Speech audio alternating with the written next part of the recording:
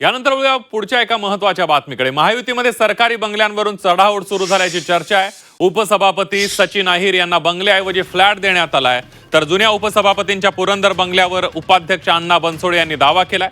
सचिन अहिर यांना आधी मंत्रालयासमोर असलेला रायगड बंगला मंजूर झाला होता, मात्र तो आदेश रद्द करण्यात आला आणि त्यानंतर त्यांना चर्चगेट इथल्या सुनीती इमारतीमध्ये एक फ्लॅट देण्यात आलेला आहे। सचिन अहिर यांची नजर पुरंदर बंगल्यावर होती। हा बंगला आधी माजी उपसभापती नीलम गोऱ्हे वापरत होत्या, मात्र अहिर यांनी या बंगल्याचा ताबा घेण्यापूर्वीच विधानसभेचे उपाध्यक्ष आणि राष्ट्रवादीचे आमदार अण्णा बनसोडे यांनी या बंगल्यावर आपला दावा ठोकलेला आहे।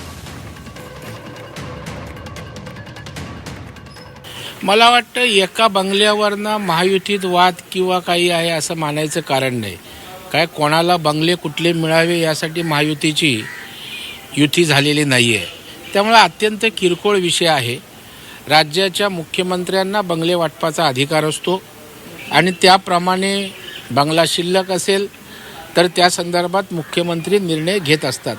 परंतु मला वाटतं बंगल्यावरून निवासावरून त्या ठिकाणी राजकारण करणं, पत्रकबाजी करणं योग्य असं मला वाटत नाही। रवींद्र चव्हाण साहेबांनी रत्नागिरी नगरपालिकेसाठी देखील 7 कोटी रुपयाचा निधी आणला आहे। नगरपालिकेचे आमचे मंत्री उपमुख्यमंत्री एकनाथ शिंदे साहेबांना पत्र देऊन, त्याच्यामुळे ही काय ॲडजस्टमेंट आहे असं काय। रवींद्र चव्हाण साहेब शेवटी अलायन्समधलेच आहेत, ते प्रदेशाध्यक्ष आहेत। मग त्यांनी जर अलायन्समधल्या आपल्या एका सहकार्याला घरासाठी मागणी केली तर त्याच्यामध्ये मला असं वाटतं राजकीय काहीच नाही। जसं रत्नागिरी शहरातल्या विकास कामासाठी रवींद्र चव्हाण साहेबांचं पत्र महायुती म्हणून चालतं, तसंच रवींद्र चव्हाण साहेबांचं पत्र शिवसेनेच्या उपसभापतींच्या घरासाठी का चालणार नाही।